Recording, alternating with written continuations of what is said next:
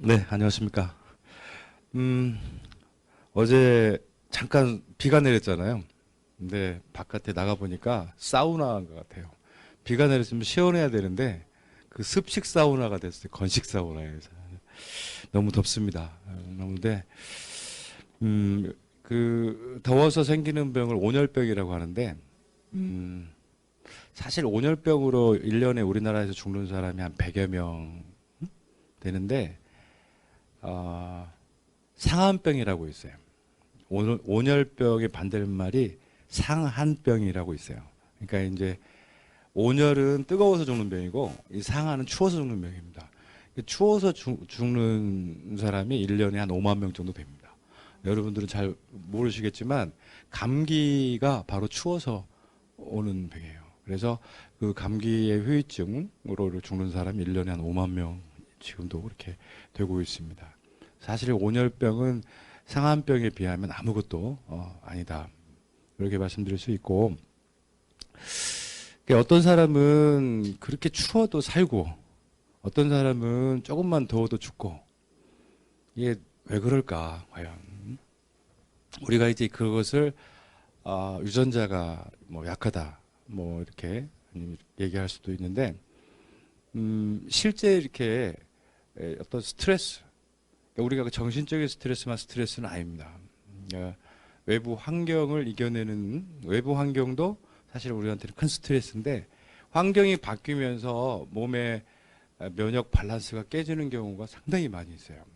이게 제가 한 50만 명 정도 되는 그런 사람들을 상담하고 느낀 건 뭐냐면 사람마다 외부의 스트레스를 이겨내는 견디는 힘이 다 틀려요. 너는 왜 그러니? 너는 이 정도 가지고 왜 아프고 이렇게 약하냐? 뭐 이런 식으로 운동선수들은 그 똑같은 기준으로 훈련을 시켜도 그 친구들이 버티는 이유는 거기에 선발이 이미 된 애들이에요. 선발이 돼서 체력적으로나 그 스트레스를 이길 수 있는 그런 기준에 통과된 애들 훈련을 시키기 때문에 큰 문제가 없는데 우리 일상에서 보면 저도 이제 연구 직원이 좀 있는데 못 견디는 애들이 있어요. 못 견딥니다. 그래서 자연치유라고 하는 것은 사실은 견디는 힘입니다. 이겨내는 힘이에요. 그러니까 우리가 지금 이 여기에 지금 대략 한 40명, 한 50명 정도 계시는데 제가 만약에 여기다가 간염 바이러스를 아니면 메르스 바이러스를 이렇게 쫙 뿌렸어요. 살짝 뿌렸어요. 만일에 여기 계신 분들이 메르스가 굉장히 무섭죠. 간염 바이러스도 무섭습니다. 여기 계신 분들이 감염이 얼마나 될까? 과연. 그래서 과연 그 감염으로 인해서 나쁜 결과가 올 수 있는 분들이 과연 몇 분이나 될까? 몇 분이나 되겠습니까? 50명 중에. 네? 저는 실험을 해봤으니까 몇 분이나 될까요? 한 명이요? 네. 여기에서 사망하는 사람은 단 한 사람도 없습니다. 그리고 약간 기침하다가 대부분 다 나가게 됩니다. 근데 결국에 뭐냐면 죽을 사람은 죽더라는 거죠. 네. 우리가 살 사람은 살고 죽을 사람은 죽어요. 근데 그것이 꼭 메르스나 이런 그 간염에 의해서가 아니고 그 아까 말씀드렸지만 그런 스트레스를 그 세균과 바이러스도 스트레스니까 우리 몸 그런 스트레스를 이겨낼 수 없을 정도로 이미 몸의 면역이 떨어져 있는 사람은 어떤 환경이 돼도 죽어요. 그러니까 그것 때문에 죽었다라고 얘기할 수는 없는 거예요. 그래서 이번에도 메르스로 사망한 사람들을 보면 대부분 다 노약자들이고 아픈 사람들이에요. 그분들은 추위가 와도 죽을 수도 있어요. 더위가 와도 죽을 수도 있고. 말씀드렸지만 분명한 것은 우리 면역이 중요하다. 저는 대학 다닐 때 그리고 또 임상 약사 시절에 가장 세상에서 무서운 것이 바이러스라고 생각했어요. 여러분들도 그렇게 생각하시죠? 바이러스는 총칼보다도 더 무섭다. 총칼은 눈에 보이게 하지만 이 바이러스 눈에 안 보여서 다 죽일 수도 있다. 이렇게 배웠어요. 저도 그렇게 배웠습니다. 그렇지만 제가 지금까지 공부하고 또 확인한 바로는 이 세상에서 제일 약한 게 바이러스입니다. 제일 약해요. 얘들은 열을 조금만 줘도 죽어버리고 제일 약합니다. 그리고 제일 무시해도 됩니다. 바이러스는. 우리가 이 바이러스라고 하는, 그리고 바이러스보다 조금 센 놈이 세균이에요. 근데 세균도 무시할 만합니다. 무시할 만해요. 지금 우리 주변에 있는 세균은 무시할 수 있을 정도로 세력이 약화되어 있고 대부분 인간하고 같이 이렇게 공생하는 세균들이 대부분들이에요. 여러분들 혹시 우리가 막 손 깨끗이 씻잖아요. 손을 깨끗이 씻어야 감기에 안 걸린다. 막 그래서 막 손을 알코올로 막 씻고 그러는데 잘못된 겁니다. 왜냐하면 우리의 손바닥에 있는 세균, 그 다음에 욕실에 있는 세균, 그 다음에 싱크대에 있는 세균, 이 세균보다도 내 몸에 있는 세균이 더 많아요. 그러니까 우리가 이 세균이라고 하는 걸 부정적인 존재로 인식하면 안 됩니다. 세균은 우리에게 효소를 만들어주고 또 우리의 면역계를 계속해서 활성화시켜주는 아주 좋은 존재입니다. 그런데 이제 이 세균이 우리의 세포를 파괴시킨다라고 생각하는 경우가 있어요. 그거 이제 잘못된 해석인데 우리의 면역력이 떨어지면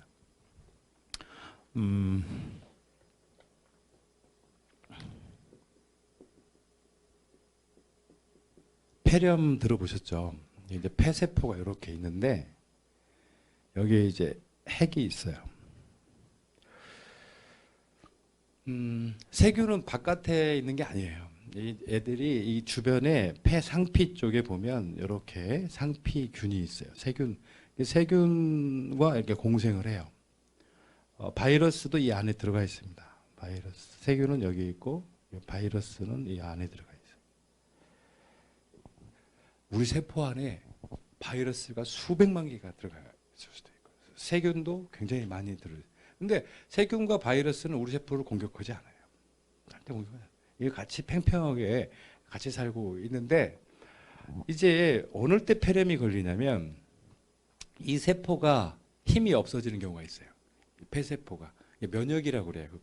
힘이 없어지면 여기에 있는 세균들이 이 폐에 있는 세포를 전체적으로 면역력이 떨어지기 때문에 더 이상 받을 게 없는 거예요. 영양분도 받아야 되고 산소도 받아야 되는데 이 사람이 밥도 제대로 못 먹고 그다음에 산소도 제대로 안 들어오니까 이 세균이 얘를 더 이상 못 믿겠다. 우리 폐세포를 못 믿겠다 해서 이 폐세포를 공격을 하게 됩니다. 그러니까 힘의 균형에서 일단 밀리면 이 세균이 돌변을 하게 되는 거예요. 그리고 이 세포가 또 죽으면서 우리 여기에 있는 이 폐세포가 죽으면서 뭘로 바뀌냐면 세균으로 바뀌어요. 바이러스하고. 결국에 이 폐세포가 죽으면서 바뀌는 이 세균하고 바이러스는 굉장히 병적으로 바뀝니다. 결국에 우리가 스트레스를 많이 받고 면역력이 떨어졌다는 것은 이런 세포들이 다 세균하고 바이러스로 바뀌는 과정이에요.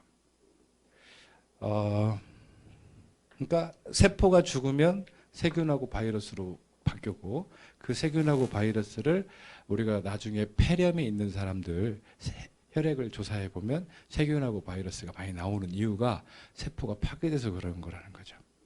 그러니까 건강한 사람은 나오겠어요? 안 나오겠어요? 안 나옵니다. 그러니까 세균하고 바이러스가 외부에서 들어와서 폐렴을 일으키는 게 아니고 우리 몸에 있는 세균과 바이러스가 우리 저항력이 떨어지면서 폐세포를 공격하고 그 폐세포가 죽으면 다시 세균하고 바이러스로 되면서 이게 막 이제 악화되는 거예요. 여러분들 혹시 저는 여기 13층이고 저희 집이 이제 8층인데 한 겨울에 음식물 쓰레기를 이렇게 과일 또는 야채 이런 것들을 한 겨울에 봉지에 꽁꽁 묶어가지고 한번 놔보세요. 그러면 한 3일 정도 지나면 그 봉지에 뭐가 들어가 있어요? 날파리들 많이 있죠. 그 날파리들이 어디서 왔어요? 네? 그러니까 옛날에 이 세균서를 보면 그것은 공기 중에 있는 세균들이 안으로 들어간다라고 생각을 할 수 있는데 완전히 묶거나 상태이기 때문에 공기 중에 있는 세균이 들어갈 확률은 거의 없어요. 그러면 무슨 얘기냐면 그 안에 들어있는 식물 세포가 파괴되면서 손상되면서 썩는 거죠.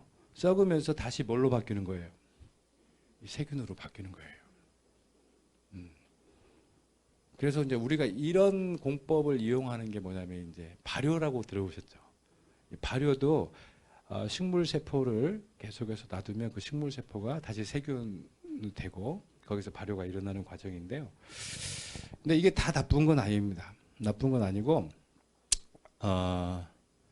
동물 세포가 이제 그 손상이 되면서 왔을 때 거기서 나오는 이런 세균들은 굉장히 병적인 경우가 많이 있어요. 그래서 항생제를 이때 이제 항생제를 쓰게 되는데 항생제를 쓰면 여기 있는 세균들이 다 죽어요. 죽긴 죽는데 우리 몸 전체에 좋은 세균들이 많이 있잖아요. 그 좋은 세균들도 다 죽기 때문에 부작용이 생기는 겁니다. 최근에 그 연구 논문을 보니까 그 코딱지를 먹은 사람들이 안 먹은 사람들보다 훨씬 건강하더라. 그래서 이 코딱지 안에 뭐가 있나 봤더니 아주 그 어마어마한 항생 물질이 면역을 증가시키는 물질이 있었어요. 그러니까 예전에 우리 시골에서 막 아이들 코 파가지고 먹고 그러잖아요. 그러면 먹을 게 없어서 그걸 먹냐는데 실제 그걸 말리면 안 된다. 진짜 이 코에는 굉장한 이 면역 성분이 들어가 있더라. 실제 임상에서 나왔어요. 그래서 연구원들이 자기 코딱지를 계속 먹었던 거예요. 연구원들이. 됐는데 우리 몸에서 이 코만큼 이렇게 그 중요한 곳이 없어요. 이 코에 그 세포는 줄기세포가 많습니다. 그래서 저도 저희 연구소도 지금 줄기세포 쪽을 좀 하고 있는데 이 줄기세포가 코에서 줄기세포를 꺼내가지고 뇌세포를 만들 수가 있어요. 가능합니다.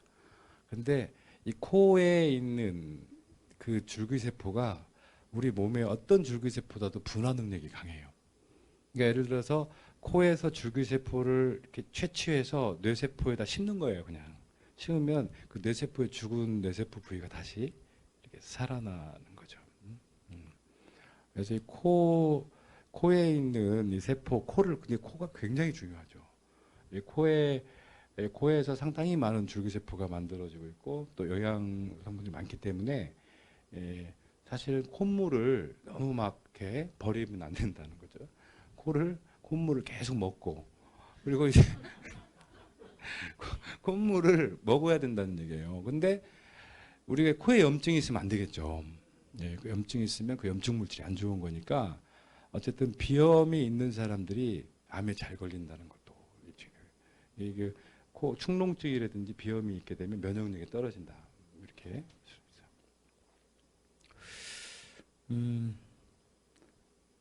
한의 쪽에서는 오장육부가 다 연결되어 있다고 합니다. 뭐 간, 심장, 비장, 폐장 뭐 다 연결되어 있다고 그러고 양의 쪽에서는 연결 안 돼 있다. 다 다르다. 해서 그냥 양의 쪽은 뭐 일단 틈만 보이면 다 잘라내 버립니다. 왜냐하면 연결이 안 돼 있다고 보니까. 그렇지만 분명히 연결이 돼 있습니다. 연결이 돼 있어서 잘라낸 만큼 우리의 자연 주의력이 떨어지게 됩니다. 그래서 어떤 그 특정한 부위의 병이 다시 생기는 경우가 굉장히 많아요. 저희 어머니가 20대 후반이나 30대 초반경에 그 편도선 수술을 했어요.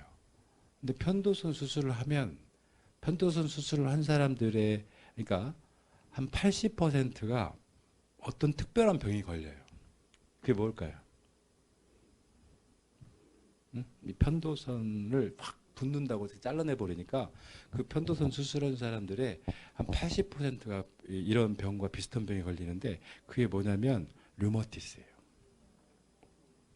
그러니까 류머티스를 알았던 사람들을 보면 이 편도선 수술한 사람들이 굉장히 많고요.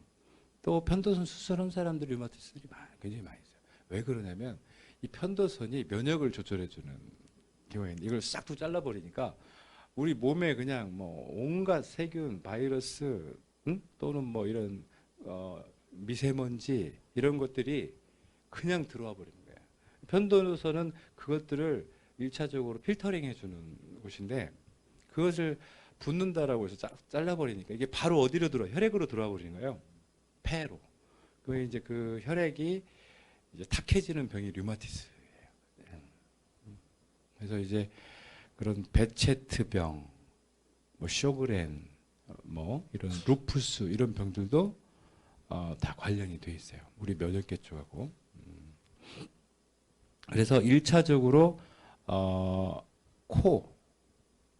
코에서 한번 필터링하고 두 번째 편도에서 필터링하고 그다음에 세 번째 들어가는 곳이 바로 이제 그 폐예요. 폐에서 필터링하고 그래서 거기서 완전히 필터링 된 다음에 혈액으로 들어가고 거기에서 이제 독성 물질들을 마지막으로 걸러내주는 게 간이에요. 그러니까 편도, 그다음에 기관지, 폐, 그다음에 간. 이 다섯 가지의 기관이 우리 몸의 진정한 그 해독 기관이죠. 어떻게 방어 기관이에요. 이게 튼튼해야 됩니다. 근데 이제 코로 들어오지 않고 바로 입으로 와서 들어가는 것들이죠. 먹는 거. 먹는 것은 폐하고는 관계가 없어요. 먹는 것은 직접적으로 그 위하고 소장의 관계인데, 그래서 위암하고 대장암에 걸린 사람들은 대부분 먹는 퍼센트가 관련이 되어 있어요. 제가 지금까지 이렇게 경험한 부분에서 보면 대장암은 거의 대부분 고기를 좋아하는 사람들이 많이 걸려요. 술과 고기를 좋아하는 사람이 많이 걸리고요. 위암도 거기에 좀 비슷한 부분들이 있긴 있는데 그래도 위암은 약간 화병이 좀 많이 있을 때 걸린 것 같아요. 그러니까 스트레스를 많이 받는 사람들은 위암에 많이 걸려요. 일단 그게 왜 그런가 봤더니 스트레스를 일단 딱 받으면요 위산이 안 나와요. 우리는 막 속 쓰리고 그러면은 위산이 많이 나와서 속 쓰린다라고 생각하는데 그 정반대입니다. 그러니까 우리가 막 스트레스 많이 받으면 속이 쓰리잖아요. 답답하고 이럴 때 위에서 위샘이 있어요. 위샘. 거기서 이제 나오는 많은 위를 보호하는 물질, 그 다음에 소화를 시키는 물질 이런 물질들이 나오는데 우리 몸에서 염산도 나와요. 염산이라고 하는 위산 이게 나오는데 그게 이제 위벽을 다 녹여버릴 수도 있잖아요. 그죠? 녹여버릴 수도 있는데 안 녹아요. 근데 그 염산이 식도 위로 올라오잖아요. 그러면 식도가 타버려요. 그걸 우리가 핫번이라고 하는데 옛날에 막 그 뭐가 이 가슴이 타는 것 같다.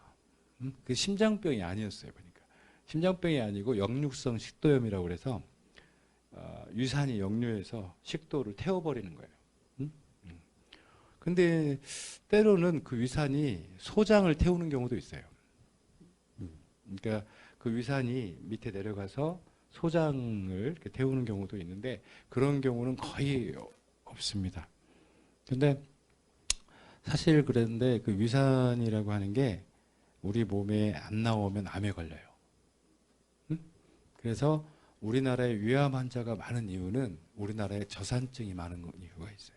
이 저산증, 그러니까 위에 산이 적게 나온다. 위 산도가 pH가 1.2 정도 돼야 되는데 pH가 3 이상 올라가면 암이 발생하는 거예요. 헤리코박터가 암을 발생시킨 게 아니고 이런 거죠. 스트레스를 많이 받고 그 다음에 위산이 많이 나오려면 약간 거친 음식을 먹어줘야 되는데 매일 가공된 음식을 먹고 이러다 보니까 위산이 많이 안 나와도 되는 거예요. 이미 살균이 된 소화가 된 가공이 된 걸 먹다 보니까 위산이 별로 필요가 없어요. 원래 위산이라고 하는 것은 뭐 막 풀을 많이 먹었다든지 야생 걸 많이 먹으면 거기 세균들을 한번 확 죽이기 위해서 위산이 나오고 또 위산이 들어가면 죽이 돼요. 죽. 그 이제 우리가 거친 음식을 먹으면 그걸 죽으로 만드는 역할을 위산이 하는 거예요. 그런데 그 거의 씹지도 않고 맨날 이제 뭐 이런 거의 가공된 것들, 빵이라든지 뭐 이런 것들을 먹다 보니까 위산이 많이 안 나오는 거예요. 그런데 우리 몸에는 헤리코박터가 예를 들어서 1000마리가 살고 있어요. 근데 그 1000마리의 헤리코박터는 우리 몸에 대단히 좋은 균인데 이게 위산이 많으면 이게 위산이 적어지면 10,000개로 늘어나요. 10,000마리로. 위산이 적어지면. 그래서 위산이 적어지면 10,000마리로 늘어나서 요것을 우리 몸에서 죽여야 될 거 아니에요. 죽여야 되니까 우리 몸에 있는 면역세포가 그 헤리코박터를 죽이기 위해서 거기에다가 화염방사기를 뿌려요. 화염방사제 뿌립니다. 뿌리는데 헤리코박터만 죽는 게 아니고 그 옆에 있는 위 세포까지 다 죽어요. 죽으면서 암이 되는 거예요. 그래서 우리가 헤리코박터가 있는 곳에 암이 발견되는 것 뿐이지 사실은 헤리코박터가 직접적으로 암을 유발한다는 근거는 없어요. 그러니까 위암 환자들한테는 헤리코박터가 정상적인 사람보다 10배 이상 많이 나타나는 이유는 위산이 부족해서인 거예요. 그래서 우리가 위암을 예방하려면 헤리코박터를 죽이는 것도 좋지만 제일 중요한 게 뭐겠어요? 위산을 정상적으로 분비를 시켜야 되고 그래서 우리가 위산을 정상적으로 분비시키려면은 신음식을 많이 위산을 이제 분비가 안 되면 우리가 보충을 해줘야 되잖아요. 보충을 해주려면 조금 식초 같은 신음식, 사과도 시죠.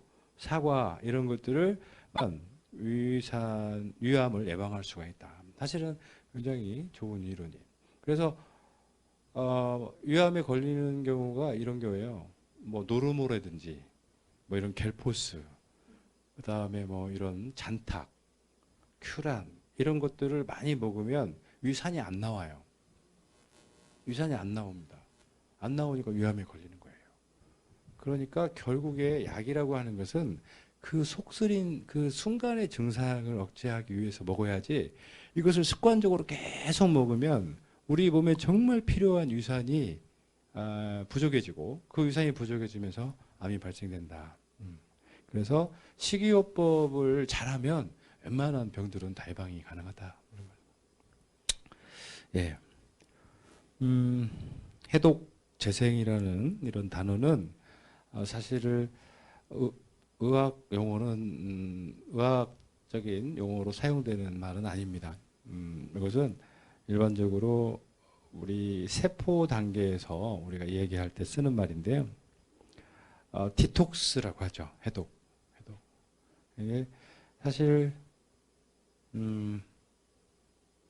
우리가 방을 깨끗이 청소하는 거, 그 다음에 욕실을 깨끗이 청소하는 거, 그 다음에 싱크대를 깨끗이 청소하는 거, 이것도 우리 집에서 보면, 집이라고 하는 걸 하나의 세포에서 보면 그것도 해독을 하는 거거든요. 왜냐하면 청소를 안 하면 거기에서 세균이 나오고, 세균이 나오면서 우리 병원성, 우리 몸에 좀 나쁜 세균들이 나와서 우리 호흡기라든지 이런 걸 공격할 수가 있다는 거예요. 그래서 우리는 깨끗하게, 그러니까 세균의 먹이가 될 만한, 또 세균이 나올 만한 환경들을 다 없애줘야 되는 거죠. 너무 많으면 우리가 지니까. 그러니까 사실은 세균이 너무 없어도 인간은 약해집니다. 그래서 너무 깨끗이 치우면 안 돼요. 그러니까 우리가 우리 몸을 씻을 때도 뭐 이태리 타월 있잖아요. 이걸로 팍팍 씻는 사람도 있어요. 그래야지 실제 몸이 개운하다고 하는데 그렇게 우리 몸에서 완전히 이런 박피할 정도로 이렇게 하는 분들을 보면 그렇게 건강하지 못해요. 왜냐하면 어느 정도는 세균이 좀 있어야 되는 겁니다. 그러니까 손도 너무 깨끗이 자주 씻으면 안 됩니다. 그러니까 우리가 청결이라고 하는 것은 세균의 숫자하고 우리 몸의 면역 숫자하고 맞추는 게 청결인 거지, 너무 세균을 없애버리면 우리 면역계가 활동을 안 해요. 이 면역계가 활동을 안 한다는 것은 아주 위험합니다. 그거 진짜 큰 병이 들어오면 그대로 들어와서 이겨낼 수 있는 힘이 없는 거예요. 그러니까 지금 아토피가 굉장히 심한 아이한테 처방을 해주는 게 있어요. 회충이에요, 회충을 처방해주면 아토피가 좋아집니다. 10명 중에 9명은 다 좋아져요. 우리가 생각할 때는 이해가 안 되죠. 아니, 회충은 기생충이고, 그걸 우리 몸에 있으면 굉장히 나쁜 것으로 생각을 하는데, 회충은 나쁜 게 아니에요. 우리 몸에서 어느 정도 영양분들을 좀 받아서 좀 기생이라고 생각을 하지만 회충이 우리한테 주는 것도 있어요. 기생이라는 건 뭐예요? 하는 일 없이 다 얻어먹는 걸 기생이라고 하잖아요. 근데 기생이 아니에요. 보니까 회충은 공생하고 있는 거예요. 그러니까 회충은 우리한테 뭐에 있는 영양분 이런 산소를 공급을 받는데 무엇을 우리한테 줄까 봤더니 그 회충이 그 면역 조절 작용을 하는 거예요. 응? 면역을. 그래서 우리 몸에 있는 이뮤노글로불린 E라고 하는 사실 이제 피부 면역 조절 항체가 있어요. 근데 그 항체가 너무 많으면 우리가 면역 과민 반응이 일어나가지고 막 가렵고 빨갛고 막 이런 현상이 나타나는 거예요. 근데 그것을 회충알을 먹으면 몸에 회충이 있으면 그 이뮤노글로불린 E가 다 어디로 가요? 다 회충한테 갑니다. 여기 그 재배열이 일어나는 거예요. 한쪽이 치우치지 않고 피부 쪽에만 있는 게 아니고 이 장 쪽으로 이렇게 항체가 이동하게 됩니다. 그러면서 피부의 과민 반응은 사라지게 되는 거예요. 그래서 우리가 조금은 더럽게 살아야 된다. 그러니까 우리 너무나 깨끗하게 사는 것 자체가 우리한테는 면역 질환을 많이 야기시킬 수가 있어요. 코도 파먹고 흙도 파먹고, 옛날에 그 시골에서 다 그렇게 살았잖아요. 아이들 이렇게 보면. 근데 이게 비위생적이다가 아니라 이게 더 면역적이다라고 하는 거죠. 더 면역에는 더 훌륭하게 좋다. 그래서 그렇게 시골에서 면역력이 강화된 아이들은요, 자가 면역 질환 같은 게 안 걸려요. 절대 안 걸립니다. 뭐 아토피, 비염 이런 거 없어요. 도시 생활을 한다는 것 자체, 이게 우리가 알고 있는 청결과 면역은 좀 다른 차원이라는 거죠. 그래서 너무 깨끗한 세포는 건강하지 못하다.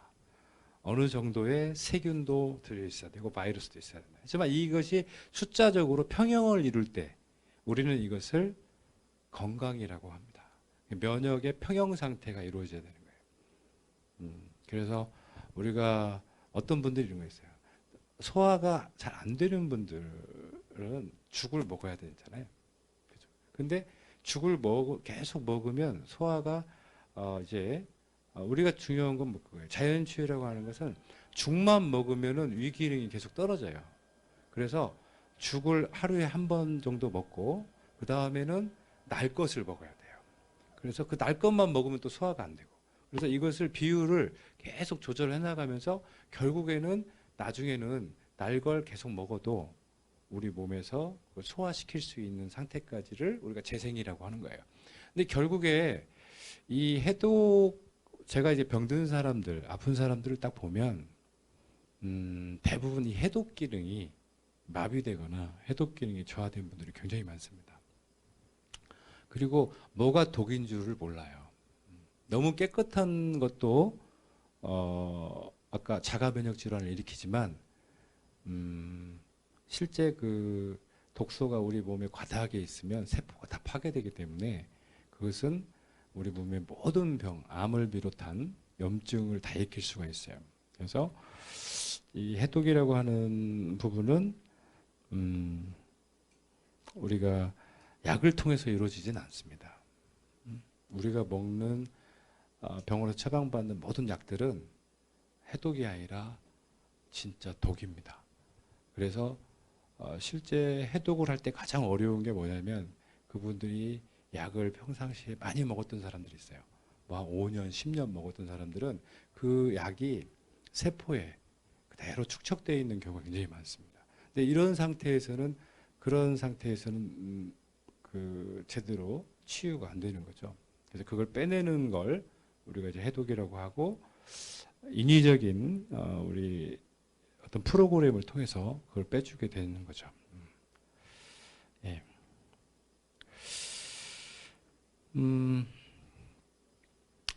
약을 버린 약사. 저는 사실 이제 그 기득권을 많이 가지고 있었어요. 그러니까 뭐냐면 저는 이제 양약사고 또 한약사고 그래서 굉장히 많은 어떤 약에 대한 권한을 가지고 또 많은 환자들을 이렇게 상담하고 약을 썼는데 제가 이제 약을 버리게 된 이유는 이게 중간이 있을 수가 없어요. 약이라고 하는 것 자체가 제가 사람은 때로는 중간도 필요할 때가 있는데 약의 경우에는 중간이 없어요. 왜 그러냐면 우리 그런 거 있잖아요. 그 마약과 담배 있으면 마약을 하다 보면 중독이 되잖아요.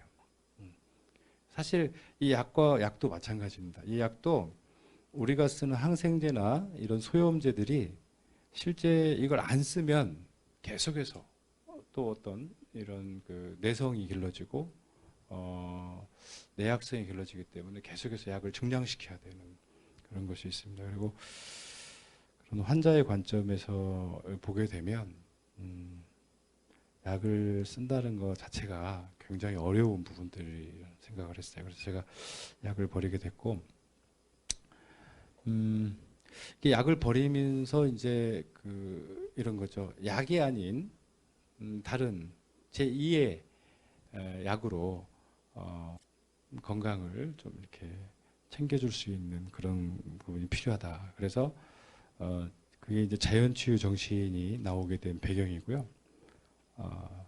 이게 이제 저는 약을 버리고 자연을 택했는데 그냥 자연만 택해서는 안 되는 거였어요. 이게 어떤 영양소, 어떤 식물에서 어떤 영양소를 추출을 하는데 그 추출하는 방법에 대한 부분도 굉장히 어려웠고 그리고 유해 성분을 0%를 고집한다는 게 저희 연구소에서 굉장히 힘들었던 부분들입니다. 네. 이게 자연치유라고 하는 것이 그냥 그 우리가 소위 말하는 민간요법을 수준에서 이야기하는 게 아니고 실제 이 자연치유 영양소가 우리 몸 안에 들어가서 어떤 역할을 하는지에 대해서 명확하게 기전이 밝혀져야 되고 또 그런 효과에 대해서 검증이 안 되면 이게 굉장히 무섭습니다. 왜 무섭냐면 자칫 잘못하면 우리가 알고 있는 이런 그 좀 그 잘못된 정보들로 인해서 진짜 아픈 사람들이 큰 피해를 당할 수가 있습니다. 민간요법 차원에서 그렇게 될 수가 있어요. 그래서 이런 것들이 좀 검증이 되고 또 안전성이나 효과가 검증이 되려면 이런 R&D 기관에서 충분한 연구를 해야만 됐었고 저희는 이제 이런 기관들을 통해서 연구가 거의 다 된 상태입니다. 자연치유 물질은 두 가지가 있어요. 하나는 식품, 하나는 약품이 있는데 식품하고 약품의 차이는 없습니다. 약품의 차이가 없어요. 그냥 약으로 등록하면 약이고요. 식품으로 등록을 하면 식품이에요. 근데 식품으로 등록을 하면 이런 매장에서 판매할 수가 있잖아요. 약국뿐만 아니라. 그리고 이래 이제 건강식품이기 때문에 누구한테나 권유하고 온라인에서도 판매가 되는 게 이제 식품이고, 약은 약으로 등록이 되면 그렇게 안 되죠. 병원에서 처방을 받거나 약국에 사야 되는 건데, 어쨌든 저희 연구소는 두 가지 길을 가고 있습니다. 하나는 이제 약품하고 식품이고, 약으로 가야 되는 부분들은 이제 그 아주 아, 계속 꾸준하게 먹어야 되는 질환들, 뭐 예를 들어서 뇌경색이나 심근경색, 그 다음에 암, 황반변성, 알츠하이머 치매, 골관절염, 뭐 항생제나 항암제의 내성 유산균들, 이런 것들을 저희들 회사에서 이미 신약 후보 물질로 개발이 되어 있습니다. 이제 등록을 허가를 받는 그런 과정들을 지금 진행시키고 있습니다. 네. 건강하다. 어제도 제가 저희 회사의 그 마케팅 고문과 맥주 한잔 했는데요.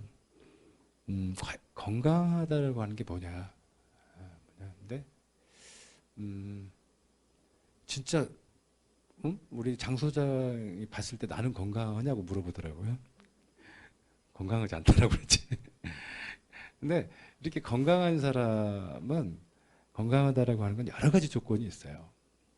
그러니까 우리가 정신적으로도, 그다음에 육체적으로도, 사회적으로도, 사회적으로도 왕따가 되는 사람은 건강하지 않은 사람이에요.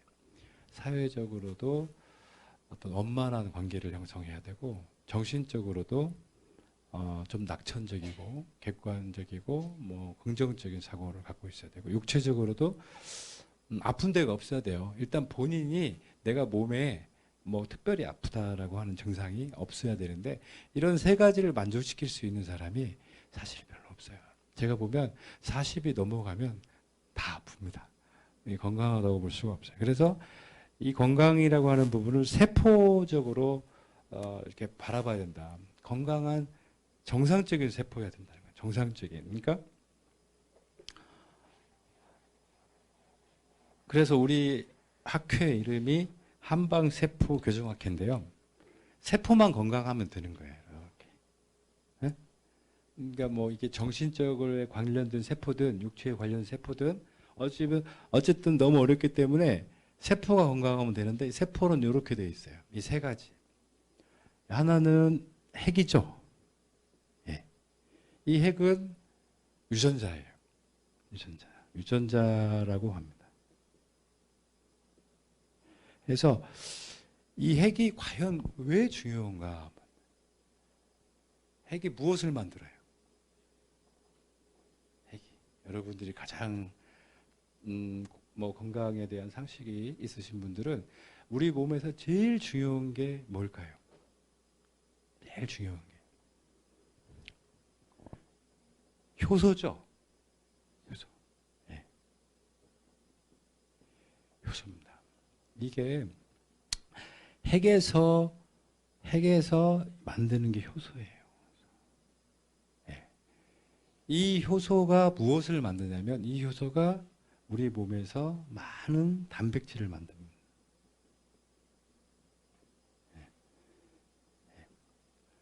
그러니까 결국에는 우리 핵이 중요한 것은 뭐냐면 효소를 만든다는 거고 단백질을 만든다는 거예요. 그래서 이 효소에서 나오는 이 효소에 따라서 뇌세포가 되기도 하고, 간이 되기도 하고, 뭐 위가 되기도 합니다. 그래서 이 효소가 이제 여기가 이제 뇌세포 같은 경우에는 뇌에 맞는 단백질이 나오는 거고요. 간 같은 경우는 간에 맞는 단백질이 나오는 거예요. 그러니까 이 핵이 망가지는 경우에는 효소가 안 나오겠죠. 안 만들어집니다. 효소가 안 만들어지면 이 뇌의 핵이 망가지잖아요. 그러면 뇌에 있는 효소가 안 만들어지는 거예요.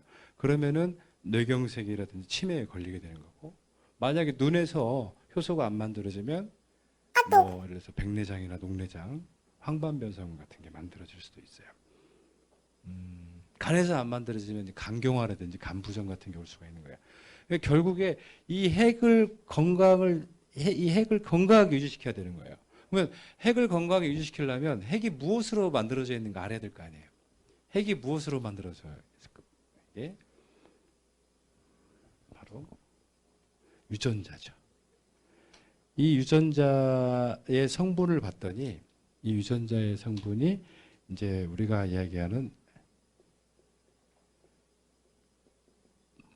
엽록소 아시죠?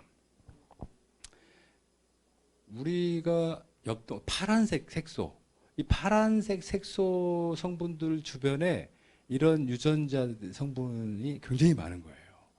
그러니까 우리가 녹색 잎, 이게 푸른 파란색 잎, 이런 색소가 들어있는 식물을 많이 섭취하라 하는 이유는 이 핵 때문에 그래요.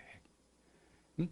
그래서 이런 게 뭐가 있을까요? 파란색이 브로콜리, 시금치, 그 다음에 뭐 클로레라, 뭐 스피루리나 이런 것들이죠.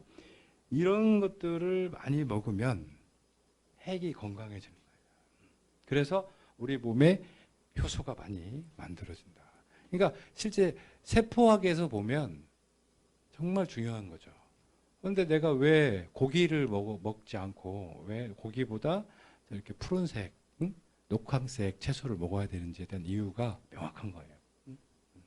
그러면 그래서 채소를 많이 먹은 사람들이 100살을 넘게 사는 거예요. 고기를 많이 먹은 사람들은 절대 오래 못 살아요. 채소를 많이 먹은 사람들, 물론 고기를 전혀 안 먹지는 않겠지만 채소를 많이 먹은 사람들이 왜 오래 사냐면 이 유전자가 건강해져서 그렇다. 엽록소가 파란색이에요. 네. 이런 이제 유전자가 많이 들어있는 게 보통 클로레라, 스피루리나, 그 다음에 효모라고 있어요. 이 효모, 맥주 효모. 이런 것들이 굉장히 좋은. 그 다음에 이제 우리가 먹는 파란색 이파리, 깻잎, 깻잎도 굉장히 무조건 파란 것들은 이런 유전자가 많이 들어가 있습니다. 그리고 실제 인체 유전자하고 식물에 있는 유전자하고 차이가 하나도 없어요. 똑같아요. 그러니까 우리가 식물이라고 해서 우리 뭐 인간의 어떤 세포하고 틀리다 절대 그렇게 생각하실 필요 없어요. 똑같습니다. 다만 아까 얘기했던 것 효소가 다를 거예요. 동물 속에 있는 효소는 근육을 만든다든지 뭐 뼈를 만든다든지 이런 효소가 좀 많이 발달되어 있는 반면에 유전자 자체는 똑같습니다. 그 다음에 여기가 뭐죠? 이게 이제 미토콘드리아라고 들어보셨나요? 미토콘드리아. 역도 선수들은 이 미토콘드리아가 일반인들보다 2배가 많습니다.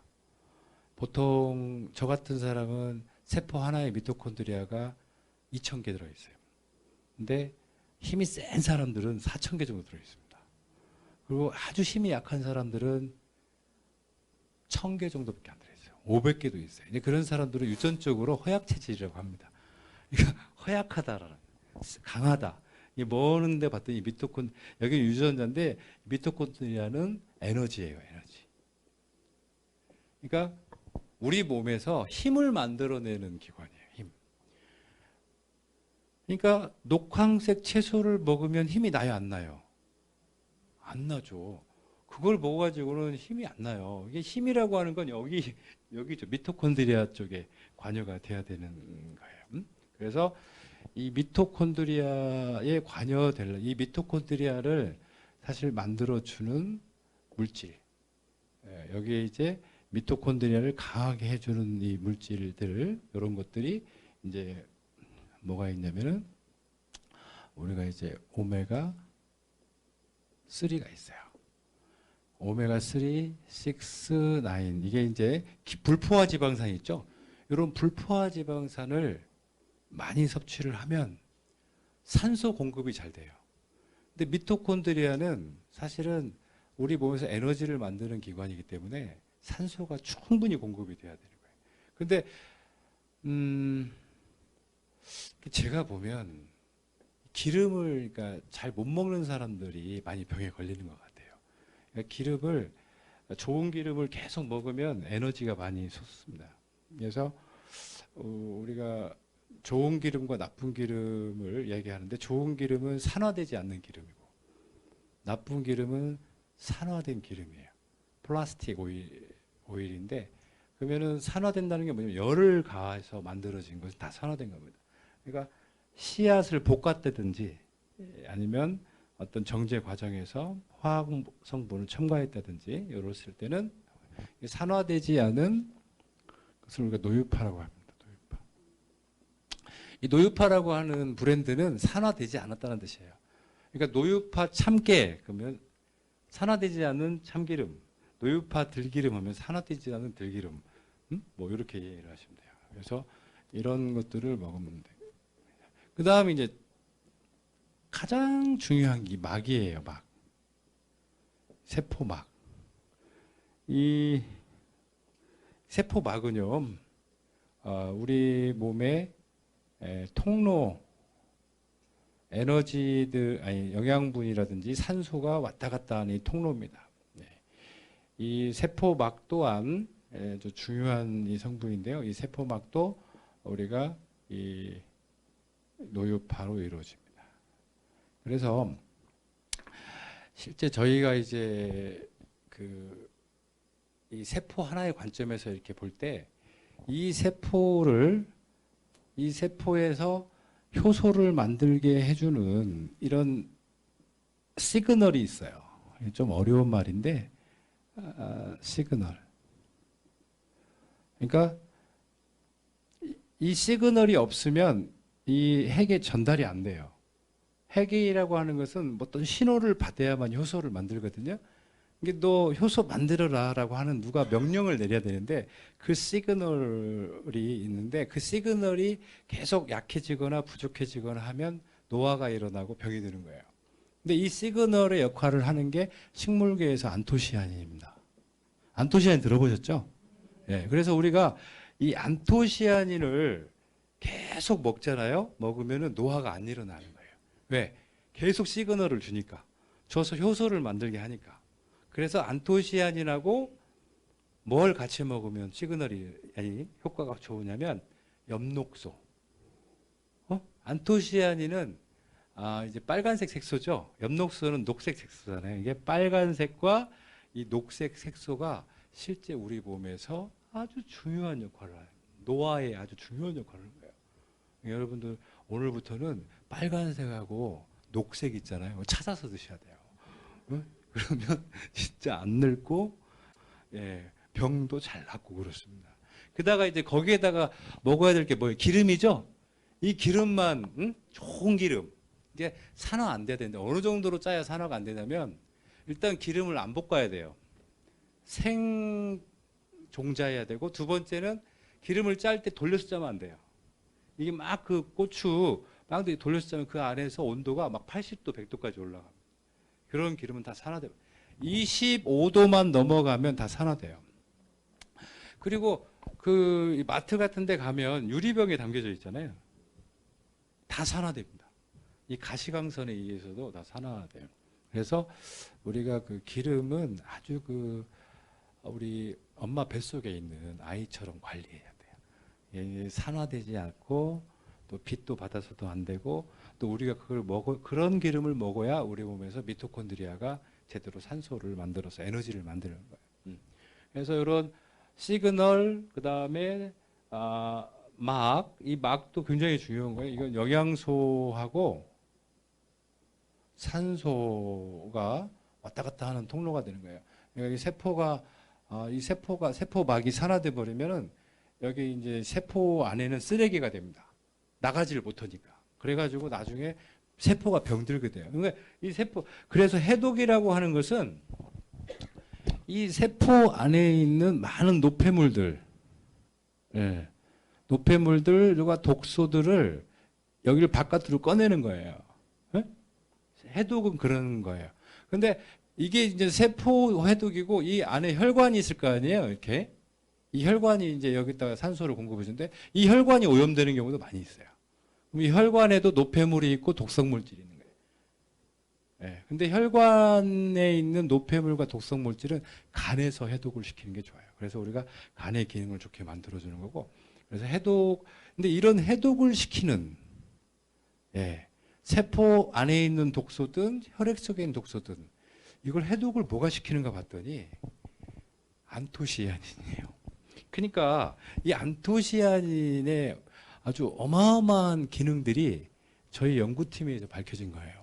안토시아닌은 첫 번째 시그널 역할을 해서 우리 몸이 병들지 않게, 세포가 죽지 않게, 기능을 떨어지지 않게 계속 유지를 시키는 역할도 하지만 실제 보니까 안토시아닌이 혈액과 세포에 있는 독소들, 유해산소라든지 독성 물질들을 중화시키는 아주 중요한 역할을 하더라. 그래서 어느 정도 해독력이 있냐면 지금 농약을 먹잖아요. 예를 들어서 사고로 농약을 먹으면 바로 먹으면 중화 다 되는 거예요. 그 정도로 해독이 잘 됩니다.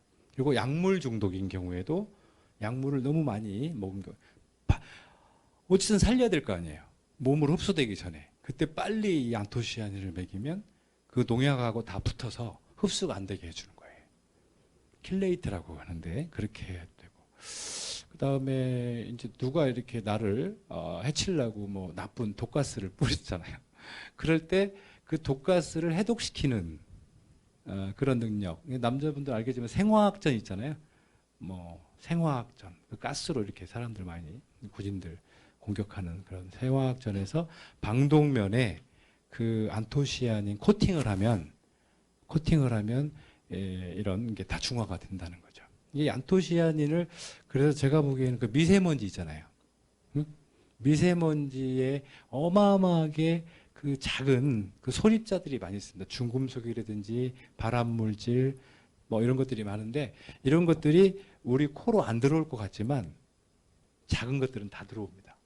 그래서 그 들어올 때 거기 미세먼지 그 마스크를 안토시아닌으로 코팅을 하면 중화가 그만큼 많이 될 거다. 제가 옛날에 생각한 거예요. 담배도 필터에다가 안토시아닌 코팅을 하면 그 담배에 들은 중금속 있잖아요. 다 이렇게 필터가 된다. 이 정도로 해독 능력이 뛰어납니다. 그래서 제가 이제 사실 이게 전체예요. 이게 세포 교정 의학의 전부입니다. 세포 교정 의학은 굉장히 간단해요. 세포막을 구성하는 거, 그다음에 미토콘드리아를 구성하는 거, 그다음에 핵을 구성하는 이 물질을 매일매일 먹어주는 거예요. 그래서 세포를 단단하게 만들어주는 거고, 그 다음에 이제 이 세포를 보호해야 될 거 아니에요. 보호를 하면 독소를 제거해야 되는데 그 독소를 제거하는 해독이라고 하잖아요. 빨간색 색소, 에너지는 노란색 기름, 그 다음에 재생은 녹색 색소예요. 그죠? 재생은 빨간색 색소와 녹색 색소가 같이 하는 거예요. 그러면 너무 간단한 거예요. 우리는 노란색 산화되지 않는 기름과 빨간색 색소와 이 녹색 색소를 그것들을 매일매일 먹으면 병들 일이 없다. 이미 병이 들었어도 빨리 치유될 수 있도록 도와준다는 거죠. 이게 이론의 전부예요. 그래서 그런 빨간색 색소를 어디서 찾을 것인가? 이 녹색 색소를 어디서 좋은 녹색 찾을 것인가? 그 다음에 그 노란색 기름을 어디서 추출할 건가? 그것을 매일 연구를 하는 회사가 저희 회사예요. 그러니까 저희 회사는 15년간 그걸 해온 거예요. 어디에서 빨간색 색소를 추출할 건가? 어디에서 녹색 색소를 추출할 건가? 어디에서 노란색 기름을 추출할 건가? 이것이 저희 회사가 하고 있는 전부입니다. 이게 많은 일을 하는 것 같아요. 그리고 아까 제가 말씀드린 이 신약 있잖아요. 예? 이 신약들 다 이 세 가지로 만드는 거예요. 그러니까 녹색, 노란색, 빨간색, 이거 색깔로 만드는 거예요. 이 황반변성 있잖아요. 이 황반변성은 이것도 지금 그 색소, 우리 녹색하고 빨간색 색소 있잖아요. 이걸 이렇게 사용하면 실제 뭐 황반이 재생됩니다. 여러분들 황반변성 예방하려면 노란색 색소를 많이 먹어야 돼요. 노란색 색소가 뭐 있어요? 호박. 맞죠, 호박. 호박. 그 다음에 강황. 울금 아시죠? 울금. 그 다음에 노란색 색소가 있는 게 있어요. 계란 노른자. 이게 동물이든 식물이든 똑같아요. 그러니까 일단 노란색으로 보이는 그런 파장이에요. 그게 사실은 노란색으로 보인다는 것은 우리가 인식할 때 노란색으로 보이는 거지 실제 햇빛이 만들어내는 거거든요.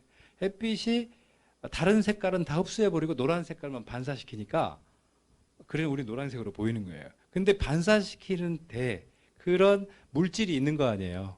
네? 그런 노란색을 만드는 물질. 그 물질이 어디에 도움이 되는 것 같아요? 황반변성에 도움이 된다는 거예요. 그래서 황반변성을 예방하고자 하는 분들은 무엇을 많이 먹어야겠어요? 노란색 색소를 많이 먹어라. 네? 근데 이 노란색 색소가 있는 곳이 어디냐면 우리 몸에 간, 그 다음에 쓸개 아시죠? 쓸개즙 노랗습니다. 노래. 그 우리 황달 걸리잖아요. 이렇게. 그게 이제 그 담즙 색소가. 그 다음에 췌장. 그 다음에 눈. 그래서 이 네 개의 기관이 고장 나거나 고장이 날 것 같다 하면 노란색 색소를 많이 드시면 돼요. 그러니까 오늘 보니까 오늘은 색소 강의를 하는 것 같죠? 그죠? 근데 굉장히 중요합니다. 중요합니다.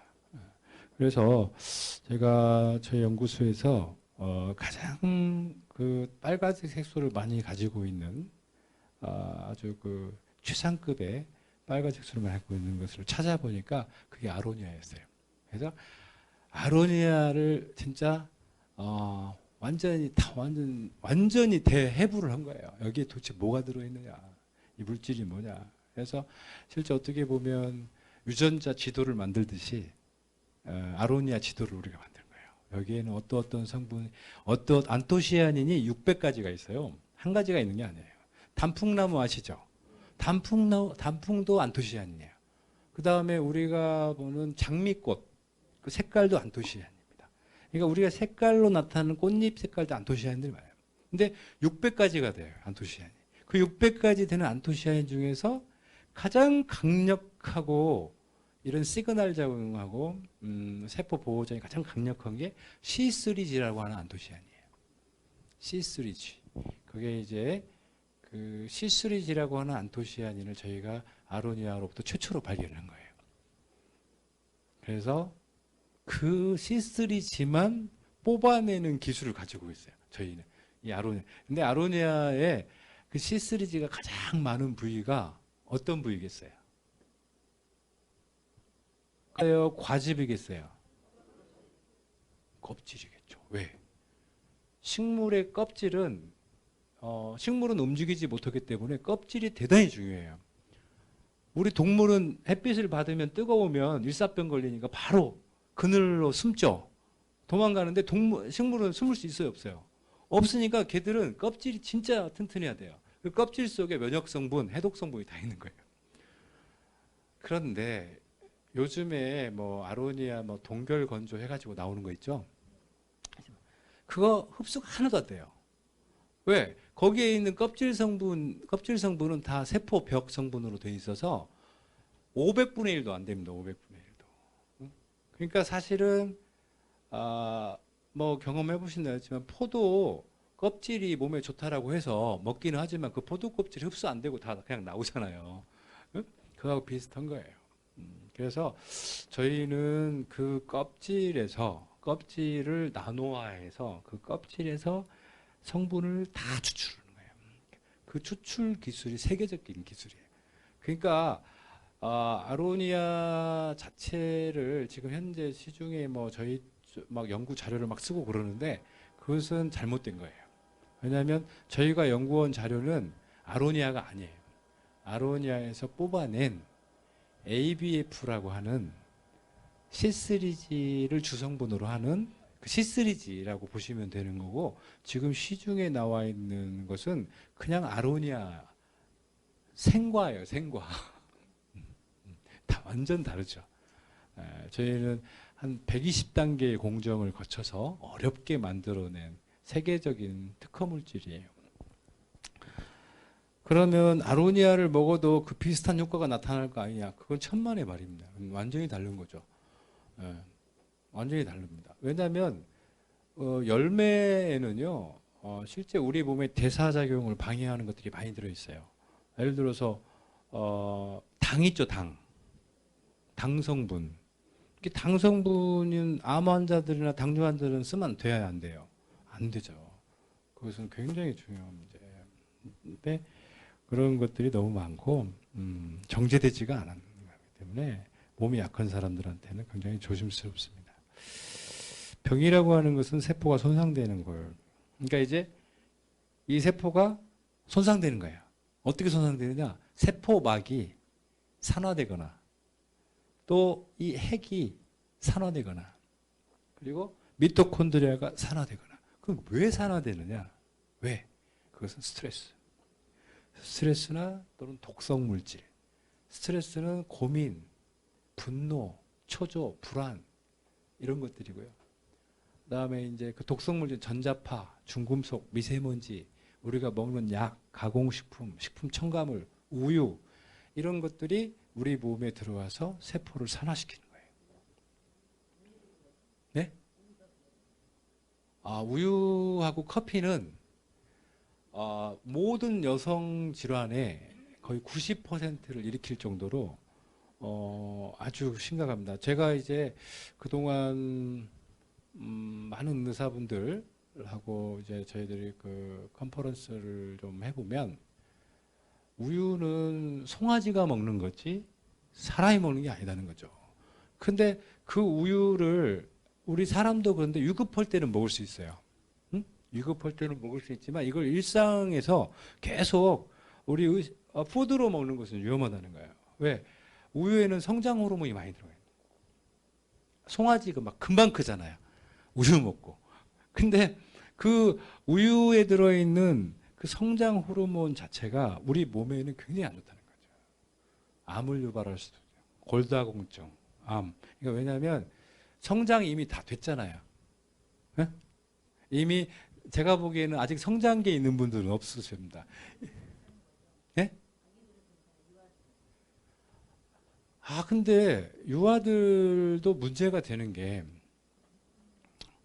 이게 이제 지금 제가 아토피 환자들 있잖아요. 아토피 환자들의 80% 거의 90% 가까이가 모유 수유를 않고 그 우유를 먹은 경우가 많고요. 근데 우유만 딱 끊어도 아토피가 80%는 좋아집니다. 그러니까 지금 저 우유가 원래 우리나라에서 선택한 식품은 아니고 미국에서 그 낙농 쪽의 그 정책으로 완전 식품으로 됐는데 그 완전 식품 아닙니다. 그것은 송아지한테는 완전 식품인데요. 사람한테는 완전 식품이 아니죠.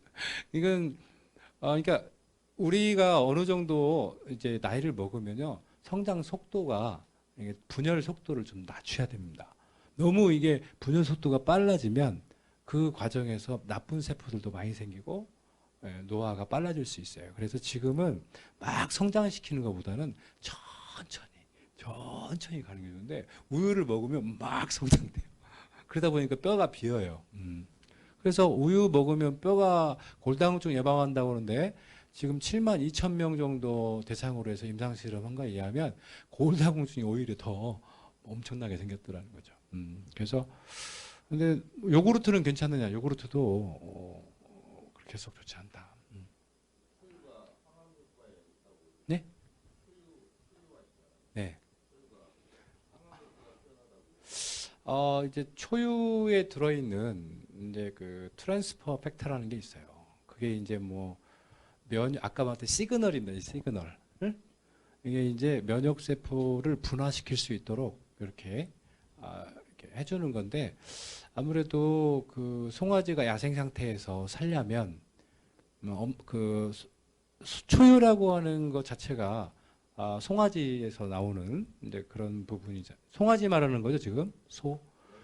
네, 그러니까 그 송아지가 보호를 제대로 못 받기 때문에 야생 상태에서 면역력이 강하지 않으면 죽잖아요. 그러니까 엄마 소가 아이 소한테 처음에 그 면역 물질, 이 시그널을 주는 거예요. 그 시그널이 트랜스퍼 팩터라고 하는 단백질입니다. 근데 이것은 아픈 사람들한테는 그것만 추출해 가지고 쓸 수는 있는데, 우유 자체를 먹는 건 초유 자체도 성장 호르몬이 많이 들어가 있다는 거죠. 그러니까 결국에 그 성분만 추출을 해서 쓰면 몰라도, 근데 이제 저희가 지금 하고 있는 건 뭐냐면, 저희 연구소에서 하는 것은 초유나 계란 있잖아요, 계란. 이 계란하고 초유는 우리 사람한테는 그렇게 맞지를 않아요. 그래서 저희가 그런 이 시그널을 발견한 게 바로 그 식물에서 발견한 거예요. 예, 그 아로니아라고 하는 이런 그 생명체의 식물에 아까처럼 초유에 들어있는 면역물질, 그 시그널을 바로 이 안토시아닌입니다. 그리고 그 아로니아에 들어있는 안토시아닌 이름을 우리가 C3G라고 하는 거예요. C3G. 그러니까 초유에 들어있는 면역물질과 아로니아에 들어있는 면역물질의 기능은 같다. 같은데 초유에 들어있는 면역물질은 부작용, 아까 제가 말씀드린 그런 그 성장 호르몬의 부작용이 있지만, 이 아로니아에 들어있는 것은 전혀 부작용이 없다. 식물성이고. 그래서 이것은 누구한테나 사용이 가능하다. 이렇게 볼 수 있어요. 이게 손상이 되는 거고, 이제 이렇게 세포막이 손상이 되는 걸 우리가 염증이라고 합니다. 그리고 이렇게 미토콘드리아가 손상되는 걸 우리가 궤양 또는 뭐 부전증이라고 하고, 핵이 손상된다. 핵이 완전히 손상되는 것을 우리가 암이라고. 그래서 세포 단계에서 염증, 암 이렇게 나눌 수가 있어요. 약은 이제 이런 증상들을 억제해주는, 예전에는 이런 거죠. 그러니까 열이 막 날 때 그 열을 이렇게 떨어뜨려 줘야 돼요. 그 다음에 막 몸이 아플 때 통증을 좀 없애줘야 돼요. 기침할 때 기침을 좀 가라앉혀 줘야 돼요. 사실은 그게 약입니다. 약이고, 실제 한약도 이렇게 증상을 억제시키는 쪽의 약들이 있어요.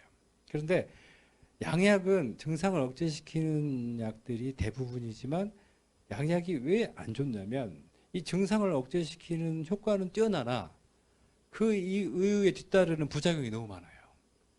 그 부작용 때문에 사실 약이라고 하는 거에 너무 의존해서는 안 된다는 거예요. 그럼 어느 정도 먹으면 부작용이 생기느냐? 3일. 그러니까 3일 정도를 먹으면 일단 면역계에 손상이 오기 시작하고, 이게 약한 사람들은 백혈병이 걸리죠.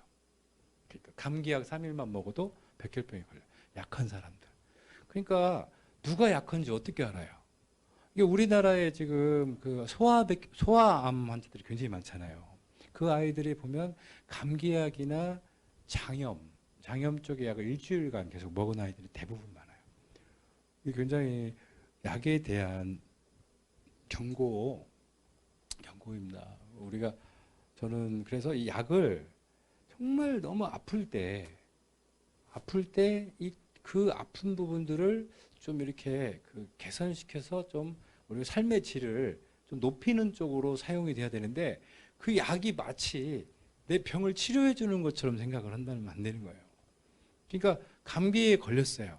감기 걸려가지고 막 뭐 열나고 기침나고 몸 아프고 그래요. 이럴 때 나는 죽을 병에 걸린 게 아니거든요. 나는 내 몸에 지금 감기 바이러스하고 내 몸하고 막 지금 싸우고 있는 중이고, 그 싸우는 걸 내가 도와줘야 될 거 아니에요.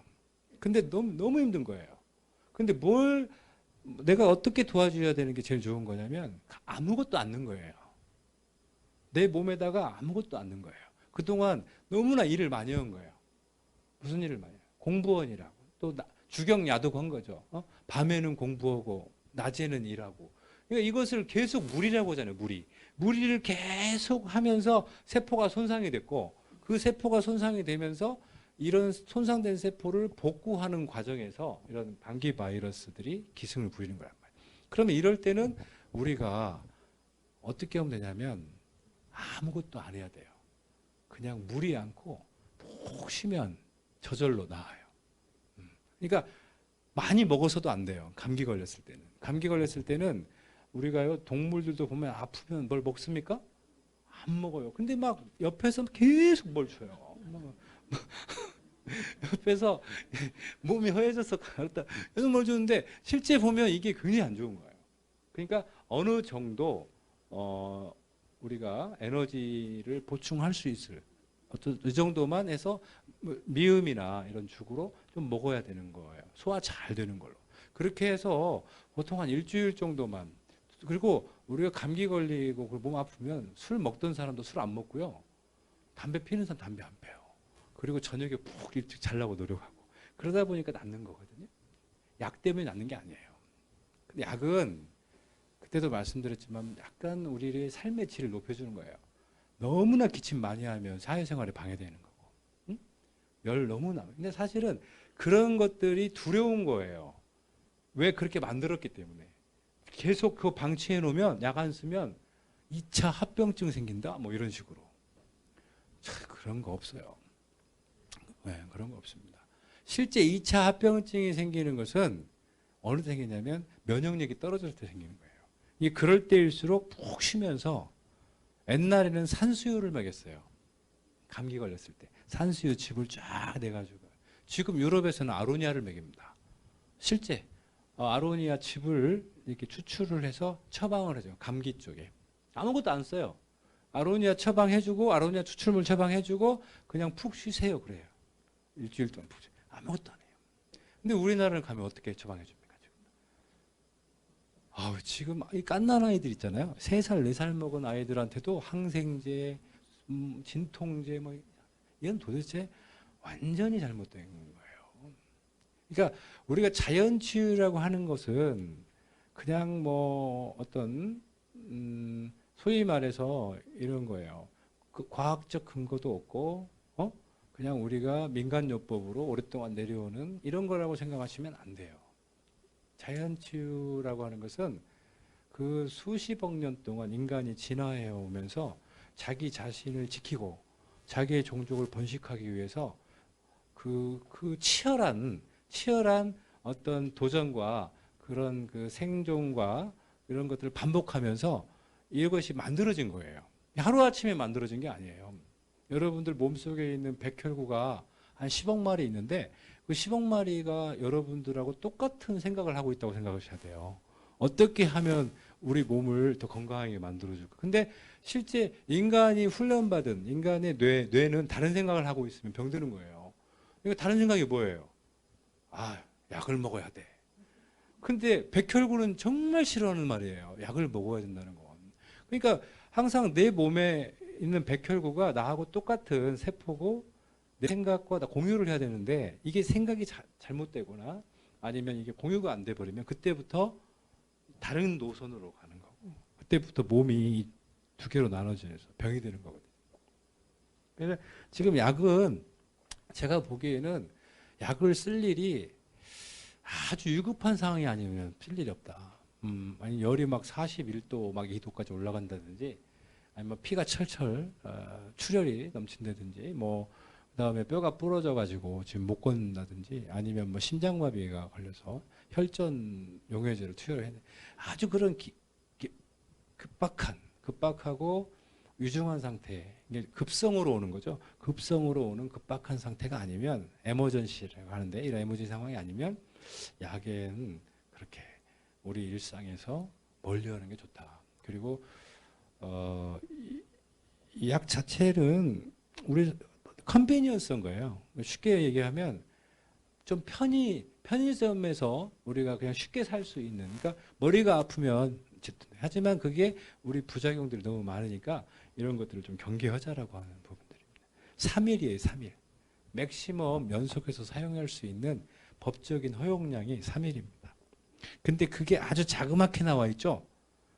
사용 설명서에 보면 눈에도 안 보이게 진짜 돋보기 넣고 보여도 잘 안 보여요. 3일이라는 말을 진짜 3일 나와 있어요.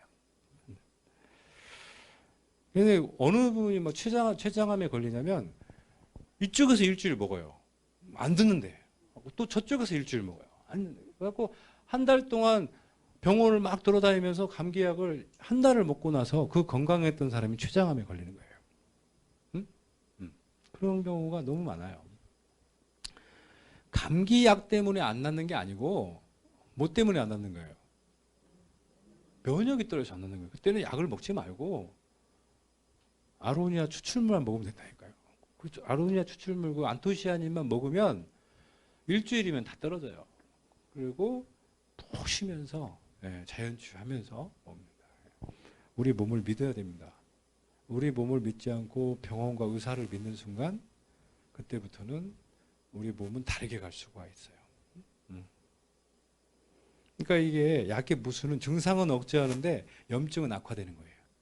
내가 혈압약을 먹는데 혈압약을 먹으면 혈압은 낮추는데 몸은 더 안 좋아지는 거예요.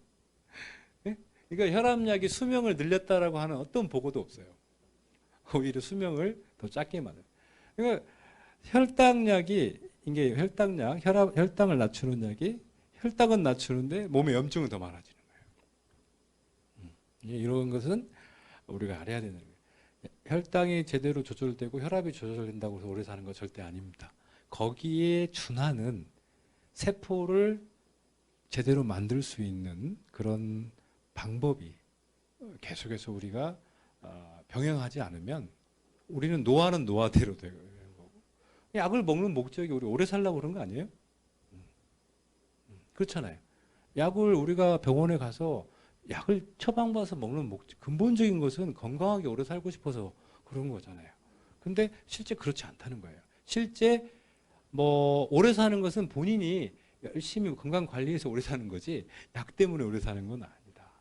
약은 오히려 염증을 악화시킬 수 있고 수명을 단축시킬 수가 있다. 치유라고 하는 것은 손상된 세포가 회복된 상태를 말합니다.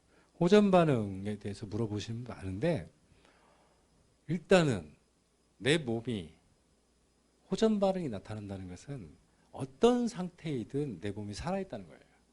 죽은 사람은 절대 호전 반응 안 나타납니다. 그리고 죽은 사람도 안 나타나고요.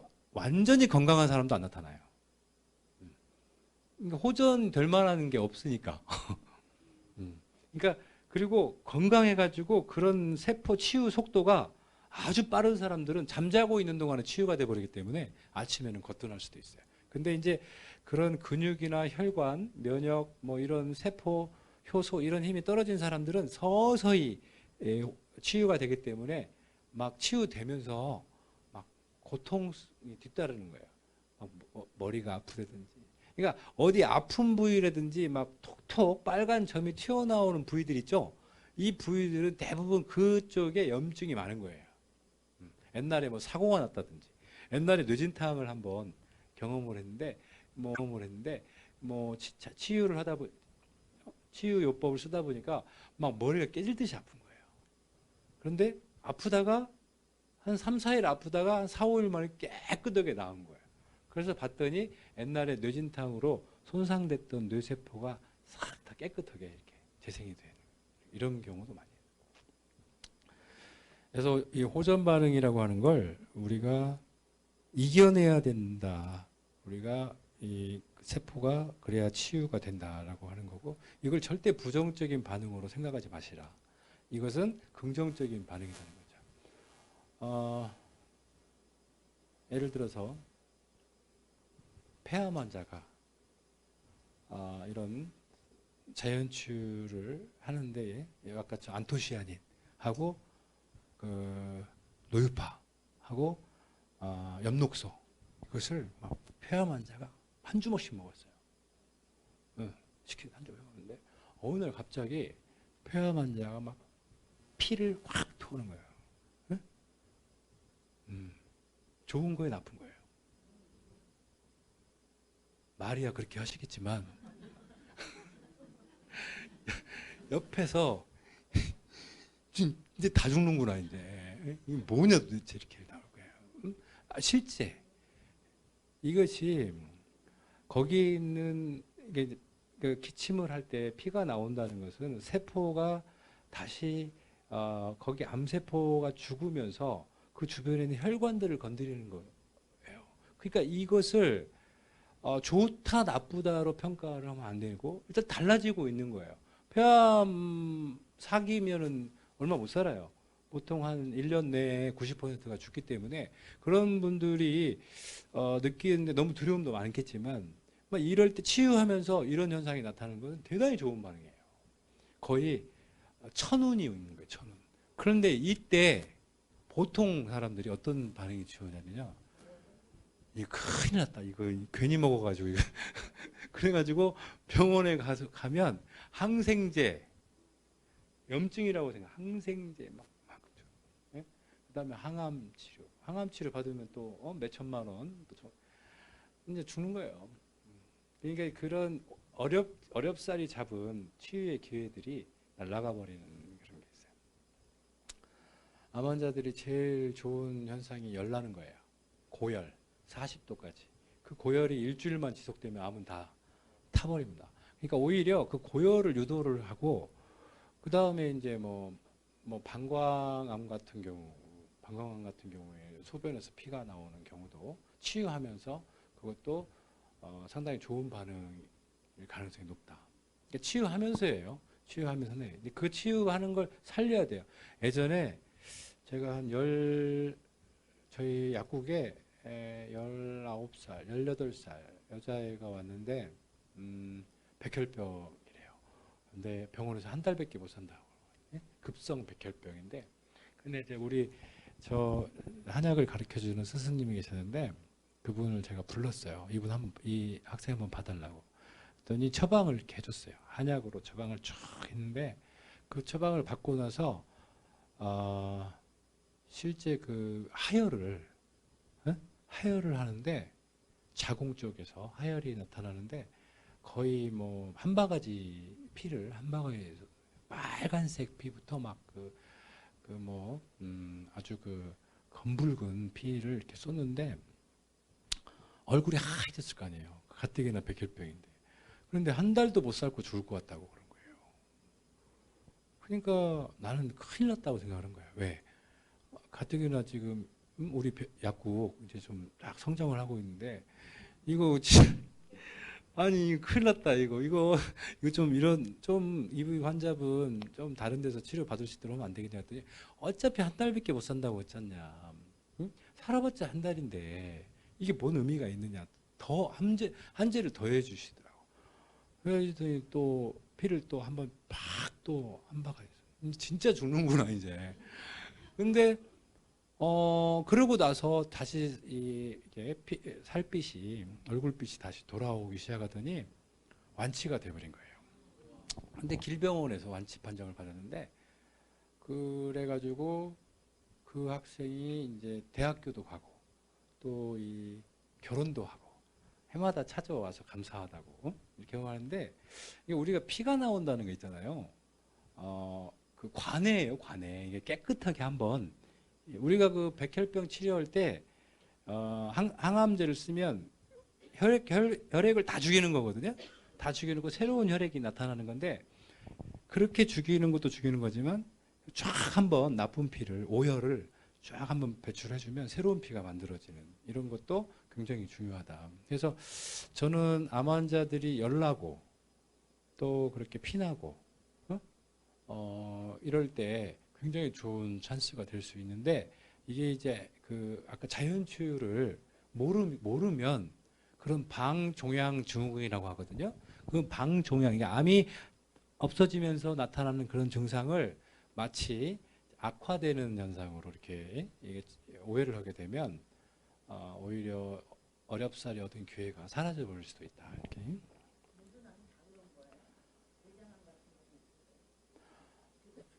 아니, 그럴 수도 있어요. 근데 다 그렇게 피가 나오고 그러진 않은 게, 그런 게 천운이에요, 천운. 그러니까 그렇게 증상이 나타나는 경우에 두려워하지 마시고, 그것들을, 이제 용기를 가지고 해나가시라고 하지. 어차피 암이라고 하는 것은, 면역과의 싸움이에요. 면역과의 싸움. 여기, 암을 예방하려면 일단 고소한 것을 먹지 말아야 된다. 우리가 고섭다라고 하는 것들은 누룽지부터 다 발암물질이다. 참기름. 원래 참기름은 고소한 게 없어요. 그것은 다 열을 가해서 고소해진 거지. 진짜 참기름을 저희 회사에서 이제 노유파 참기름을 착유를 하는데 아무 맛이 없어요. 그래서 우리 어머니한테 그걸 갖다 줬더니 야, 넌 가짜를 가져오면 어떻게 하지? 왜냐하면 지금까지 이 고소한 거에 익숙해져 있기 때문에 이게 가짜라고 얘기를 하는 거예요. 그러니까 우리가 만드는 상식이 다 편견이 되는 건데 웃기는 거예요. 그 다음에 브라운 푸드, 갈색을 나타내는 것들을 다 암을 일으키는 거예요. 그러니까 암에 안 걸리려면 일단 고소고 그 갈색이 나는 그런 음식들을 피해야 된다. 10%만 건강한 사람이다. 그리고 13,200가지 만성병을 약으로 치유할 확률은 제로입니다. 약으로 치료되는 게 아니라 여러분들의 몸을 가지고 있는 그 수십억 년 동안 진화되고 그다음에 그 체계화되고 그다음에 어떤 내 몸속에서 시스템화된 우리의 면역력이 병을 치료하는 겁니다. 운이 좋게도 아주 운이 좋게도 항암 치료를 받고 운이 좋게도 암이 완치된 사람들이 아주 주변에 몇 명 있는데 그 사람들은 항암 치료를 받아서 완치된 게 아니고 그분들은 그 항암 치료를 이겨낼 만큼 암을 이겨낼 만큼 그 자연 치유력을 이렇게 키우는데 노력을 한 사람들이에요. 아까 제가 좋은 음식 먹고 운동하고 긍정적 사고하고 그러면서 그렇게 노력을 했기 때문에 자연 치유 완치가 된 거지 항암제나 이런 다른 약물들에 의해서 완치된 게 아니다. 우리들은 그런 착각을 하면 안 된다는 거죠. 네.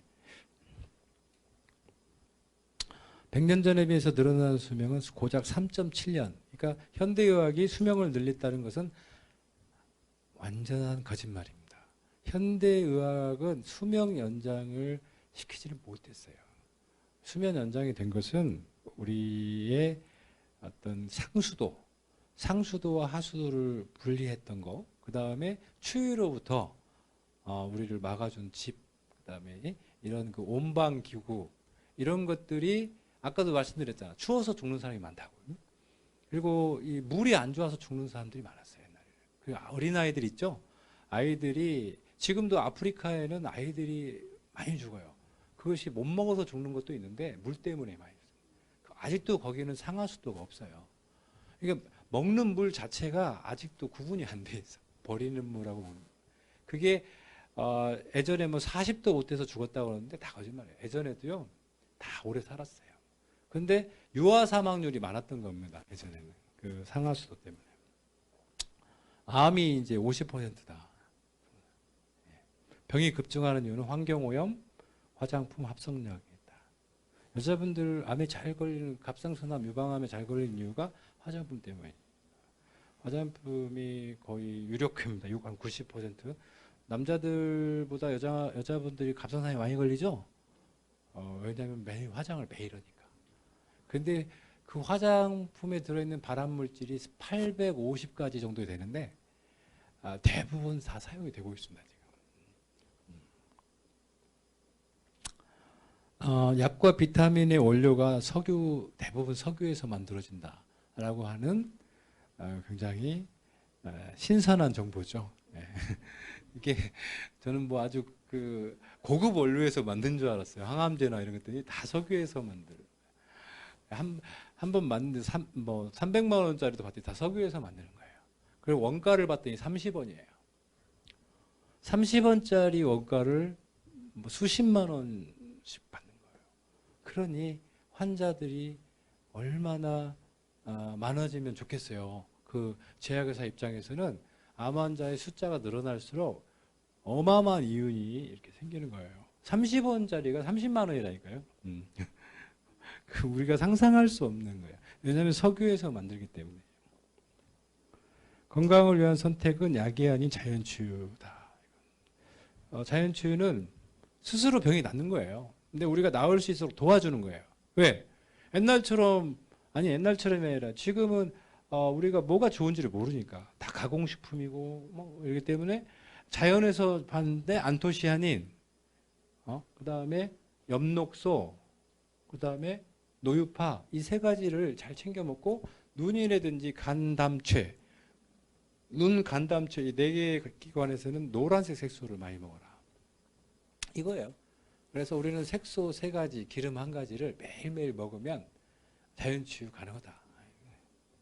자연치유력은 해독, 재생, 면역력. 해독은 간이 하고 재생은 줄기세포, 면역은 백혈구가 합니다. 혈류는 혈관이 맡고 있어요. 자연치유 영양소, 아까 제가 말씀드린 요게 자연치유 영양소인데 부작용은 줄이고 자연치유력을 증가시킵니다. 지난 20년간 200편, 약 1000번의 임상실험을 통해서 약 50만 명의 연구소와 약국병원, 한의원 등 50만 명의 지금 임상 사례자들이 있습니다. 지금 현재 저희 물질 있죠? 안토시아닌, 그 다음에 노유파, 엽록소, 아까 말한 그 노란색 색소, 그 색소가 전국에 지금 저희가 600군데 한의원하고 요양병원, 의원에 지금 현재 자연치유 물질로 공급이 되고 있어요. 그래서 이 물질 네 가지로 학회가 만들어졌어요. 정식 학회가. 한방세포교정학회라고 해서 만들어졌는데 그 학회에 제가 학술위원장을 맡고 있습니다. 그러니까 어쨌든 지금 현재 우리나라에서 그 한방병원이나 한의원에서 사용되고 있는 검증받은 물질들입니다. ABF입니다. 이게 바로 안토시아닌. 아로니아에서 뽑아낸 안토시아닌 ABF입니다.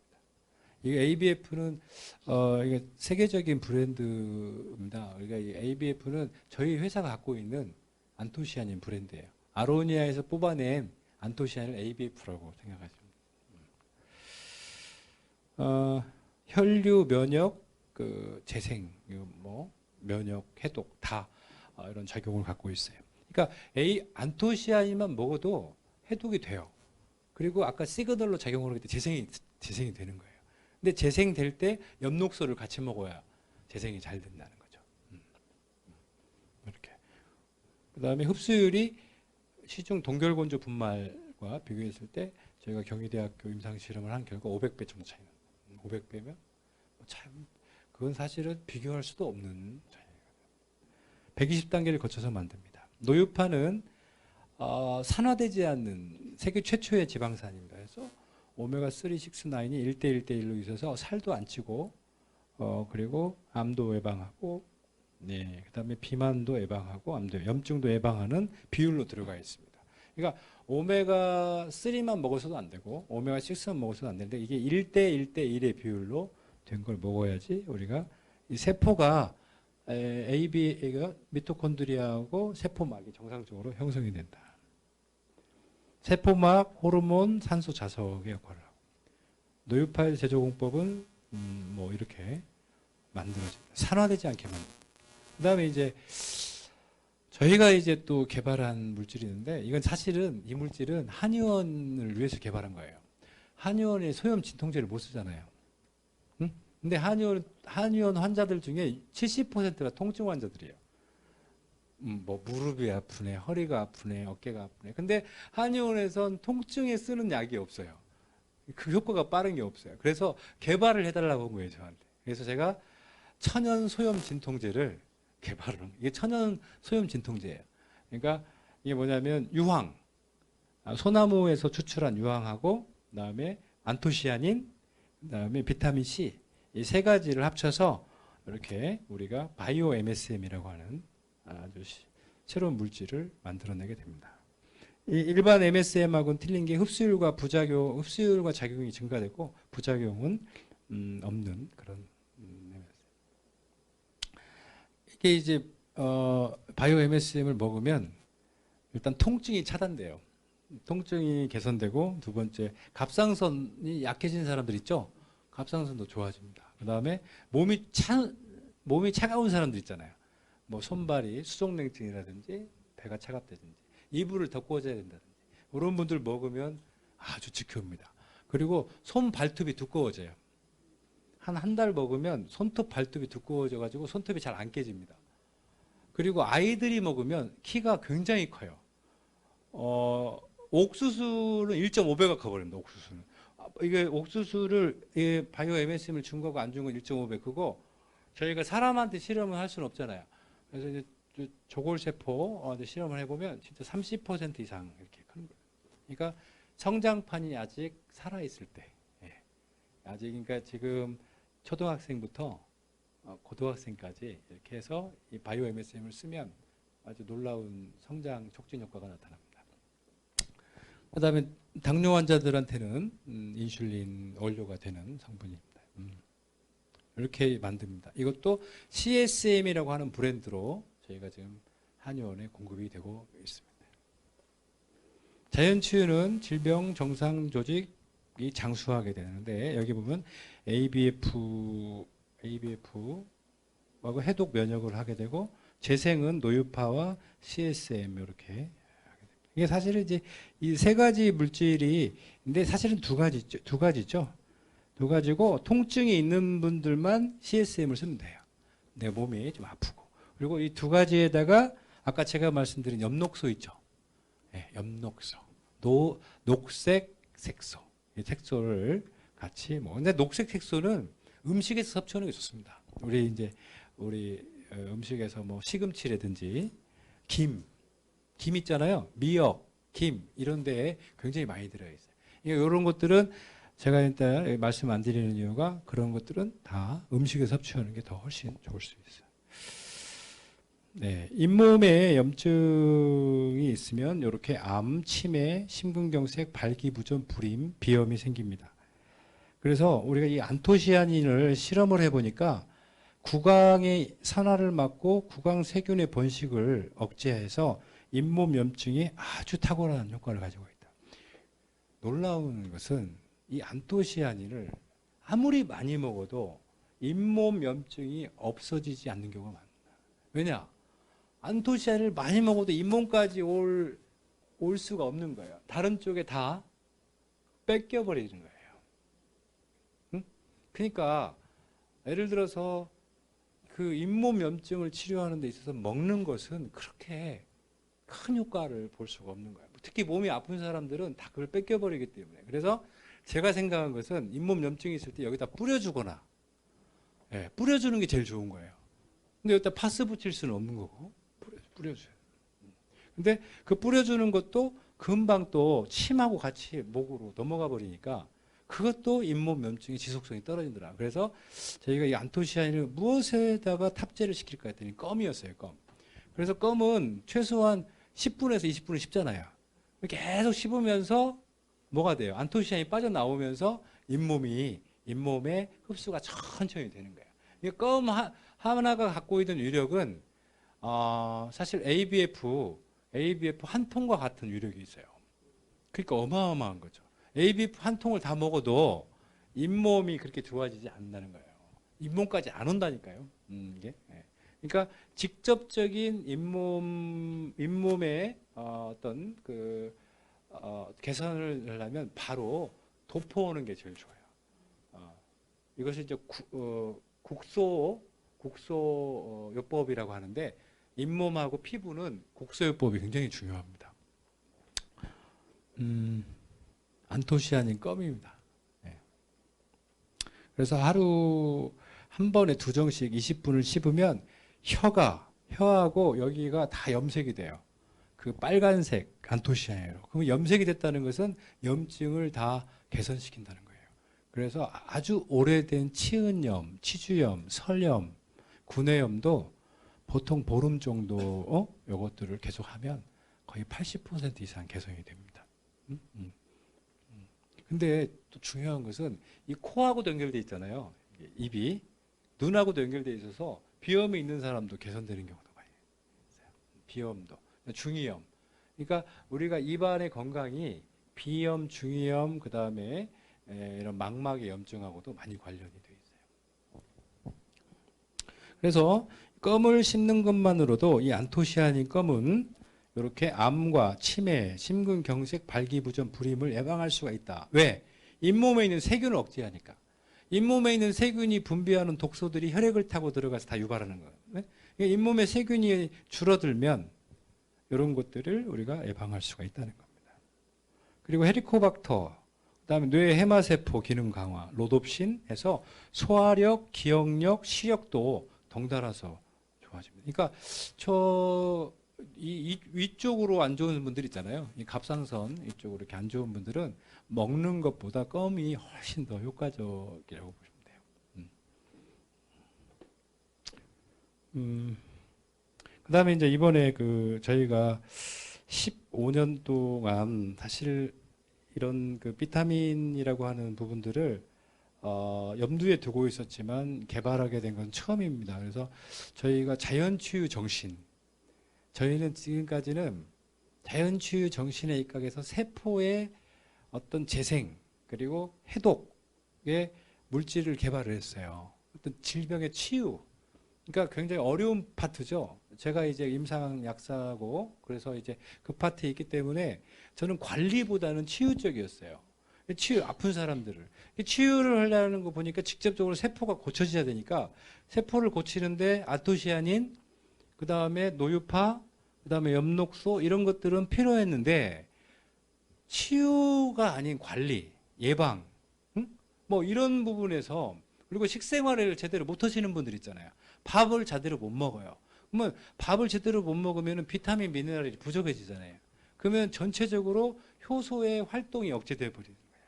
그래서 제가 이제 대중적으로 우리가 식생활이 지금 굉장히 많이 문제가 많으니까 이 식생활 하루에 내가 아무리 불량한 식생활을 하더라도 내가 위라든지 뭐 잇몸 또는 이런 이가 안 좋아서 식사량이 부족한 사람들도 많고 또 병석에 누워 있다 보면 식사를 제대로 못 하는 사람도 많은데 이분들을 위해서 비타민 종합 비타민을 개발을 해야겠다. 이제 그런 생각을 했습니다. 그래서 지금 제가 이제 최고 수준이라는 얘기는 실제 최고 수준입니다.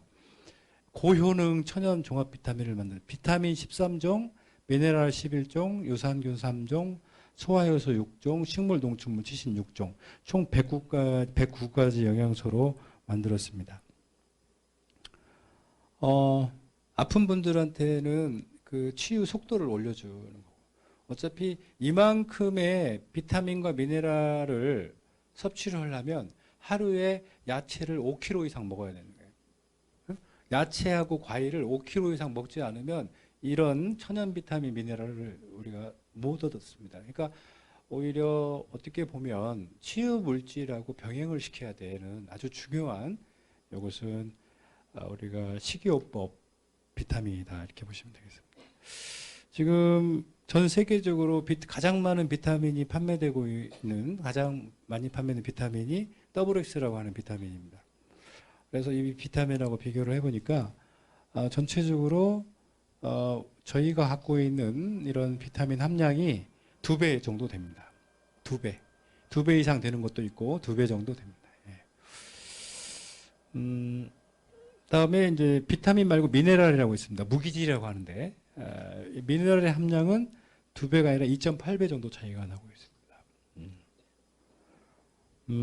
그다음에 식물 농축물 같은 경우에는 3.8배 정도 차이가 나고 있습니다. 다음, 이 굉장히 중요한 건데요. 지금 이 WX 같은 경우에는 천연, 우리 소위 말하는 천연의 비율이 10% 정도 됩니다. 우리는 뭐 교회사에서 이제 마케팅 할 때 저도 제가 아는 지인 약사나 한의사분들이 의사분들이 가장 많이 먹는 비타민이 이 WX 비타민이에요. 근데 왜 먹느냐 물어보면 천연이기 때문에 먹는다고 합니다. 근데 실제 저희들이 분석을 해보니까 천연은 10%밖에 없어요.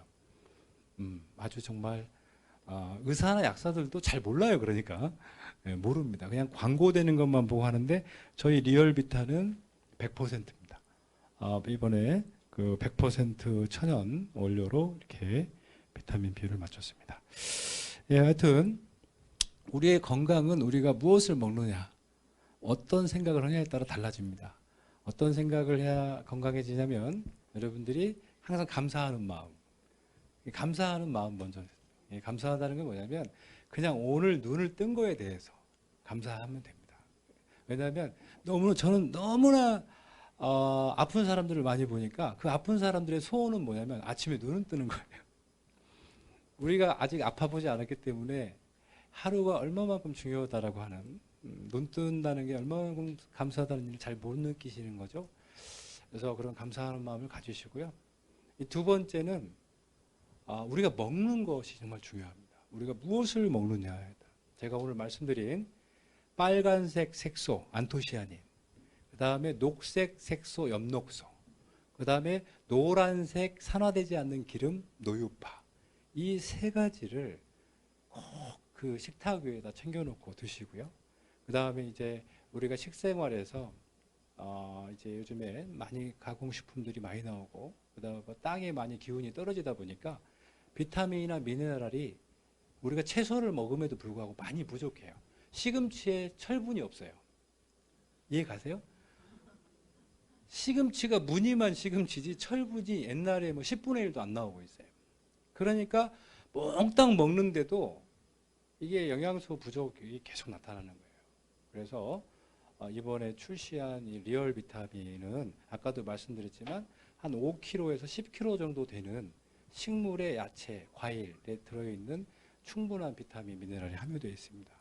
이런 것들을 이 네 가지 물질들을 우리가 매일매일 섭취해서 자연 치유력을 좀 길러서 건강해지시기 바라겠습니다. 예, 이상 마치겠습니다.